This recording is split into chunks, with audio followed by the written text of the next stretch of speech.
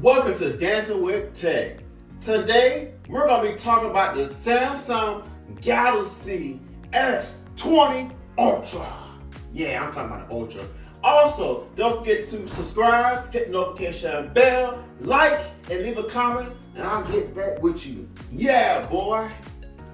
So, let's look at the hardware features of the Samsung Galaxy S Ultra. Now, this phone is the most powerful phone in the market. This phone has 120 Hz refresh rate compared to the 60 Hz refresh rate of the S Plus model. I'm talking about the S Galaxy. I didn't know what I was talking about. Come on. It definitely has a big difference. It's not as smooth as a 120 Hz refresh rate. Also, I'm not saying that the Galaxy S Plus is lagging, but it's a definitely noticeable feature if you compare the two side by side. The refresh rate on the S20 Ultra definitely makes you feel powerful like Superman. Looking at the physical appearance of this elegant phone, starts off with a small hole punch like the Note 10 has, which complements it with a nearly bezel-less 6.9 display screen. I'm telling you, this is the best display screen in the market. Can you really resist all this beauty and sexiness and the colors pop out like a bag of Skittles? Of course not. I couldn't resist it either. The phone definitely feels premium. If you just hold it and grab it, you can feel the nice metal framing to it. So it's definitely really good material. Speaking of different materials, the glass is Gorilla Glass 6, which is almost harder to break than the last generation. Well, I guess we'll do that drop test one day in the near future, right? Anyways, Samsung definitely doesn't disappoint with the performance, especially with that 120 refresh rate. Everything feels so smooth like a baby's bottom. With the battery, which is 4,000 milliamp, it lasts a very long time based upon my own personal uses. Like for example, I purposely turn on my GPS. Then I watch a few things on Netflix and YouTube, and 24 hours later, I still had a good battery. Can you believe that? It's unbelievable, right? But like I said, it depends on your personal uses. It could be different. Samsung definitely doesn't disappoint with the performance, especially with that 120 refresh rate, moving so smooth like a baby's bottom. Wah, wah, wah. Anyways, with the battery life in mind, it has 4,000 milliamp. Now, based on my own personal usage, I purposely turn on my GPS, I let it run. Also, I play several shows on Netflix and YouTube, and several hours passed, almost 24 hours passed, and I still had a good amount of battery juice left. And keep in mind, I did have the screen resolution to the highest as possible. I had the brightness really high, and still after 24 hours, I had some juice left. So I'm pretty impressed with the battery. So let's talk about the cameras on this phone. This juggernaut size phone has a total of 5 cameras if you count the depth sensor on the back. Now let's gaze at the front. The front camera is 40 megapixel selfie camera, and the pics look so epic and smooth. Look at me, baby.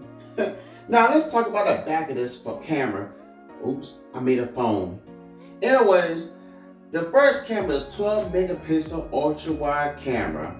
And then you have 108 megapixel wide angle camera. And then of course you have the depth vision camera and the epic move for this phone, which is exclusive, is a Space Zoom 100X. Yes, I'm talking this bad boy can see the craters in the moon. Look at those craters in the moon. I'm not enjoying with you. So let's continue on with this beautiful, lustrous phone. Now with this camera, you also have 8K recording. Now it's not exclusive for this camera only because all the rest of the phones have it, But it's pretty neat to have 8K recording at 24 frames per second, which is okay. So maybe the next phone, like the Note 20, may have 30 frames per second or 6 frames per second. Who knows? No time for speculation in this video, but just know that this phone can record 8K video. Since we're talking about that camera quality, let's talk about the comparison between a DSLR camera to the Samsung S20 Ultra.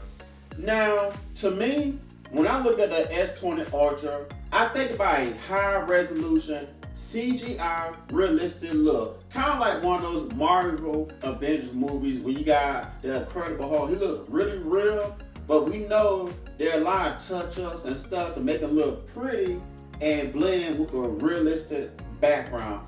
Whereas you have a DSLR camera, you get that actual realistic look.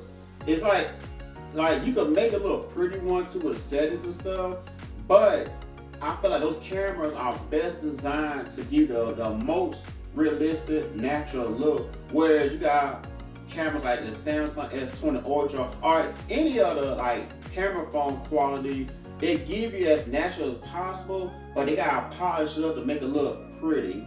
So that's just my opinion about it. If you have a different opinion about it, just drop a comment below and let me know what you think the S20 Ultra compared to a DSLR camera.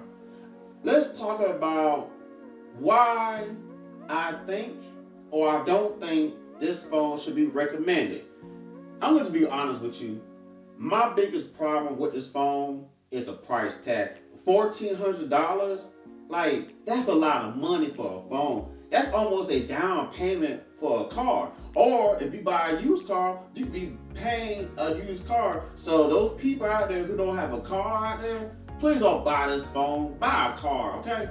Anyways, I personally believe that this phone is not for everybody. Now, if you're like a YouTube reviewer or you have like an old phone and you really want to treat yourself really nicely, yeah, and you could afford $1,400 and some change, hey, by all means go for it. But I'm gonna tell you something though. Now, this phone, just because it's an Ultra edition doesn't mean you should just jump on and buy it, because with the other phones that came out beside it, the S Galaxy line, they're just as good. The only thing these phones really don't have that the Ultra does have is a 100 times zoom.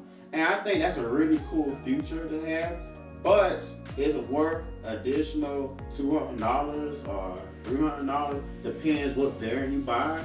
Is it worth upgrading the Note 10 Plus or the Note 9 to this phone?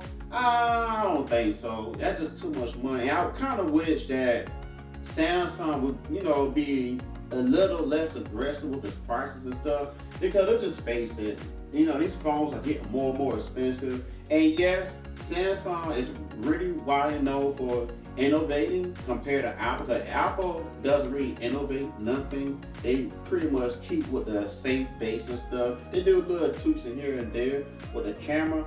But Samsung has been taking a leap of faith, trying different stuff like foldable phones. Now you got this 100x zoom, and I could appreciate that as a normal consumer.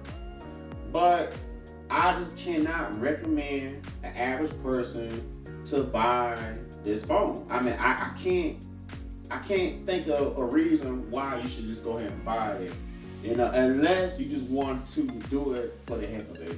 That's fine if you got it like that. Because let's look at the specs of the other phones. Like, they're all identical. The cameras work good. I mean, granted, this phone has more cameras than the other ones have, but is that a deal breaker? I don't think it's a deal breaker, to be honest with you. And then think about this. You got the Note 20 coming out in a couple months, like the halfway into this year. I want to say around September, I believe, usually, or August usually come out. And then I'm pretty sure that the camera specs gonna be almost identical, but it's gonna be just a little bit more better. So you gotta kind of ask yourself these things. Like, these phones come out every single year, and it's like, okay, is it worth upgrading every year, or should I wait every 2 or 3 years? Or you could be like me. I'm the type of person, I usually wait 3 years for I upgrade, because I feel like it has to feel like an upgrade. Like, give me like Snapdragon, the newest Snapdragon processor over the one from last year. That's not a big upgrade to me. Okay, give me 100 times zoom. Yeah, it's cool, but it's not no crisp quality because it's still kind of blurry. Like, depending what you're trying to focus in on. So I just cannot see myself buying a phone just being an average Joe, $1,400. I just feel there's a lot of things you can do with $1,400 plus. You know, I'm not trying to tell nobody else what to do with their money, but I just cannot recommend this phone to anybody that just looking for an average phone to use on a day-to-day basis, stuff like that. And I just want to be real with you guys. I played with this phone for 2 weeks, and I'm looking at it, and like I said, the wow factor is over with. You know, the honeymoon phase is done, and now it's like, dang, I already paid $1,400 for this phone. So now you think about that. For you guys who's trying to figure out should you buy this phone, if you're gonna buy the S20, get one of the lower end variants because they're just as good as an Ultra. You know, just look at the spec chart. It's not much of a big difference between them. You know, and then if you look up, if you're talking, oh, they got 8K recording, guess what? All the phones have 8K recording as well, not just this phone. So I just want to keep it real with you guys, just be honest. I just think that you should just save money and kind of like just use your money wisely. Thank you guys for checking out this video. Don't forget to subscribe, hit the notification bell, and also don't forget about the competition that's going on. Remember, when I reach 5,000 subscribers, the Samsung Galaxy S20 Ultra will be one of yours. I'll check you out next time. Peace.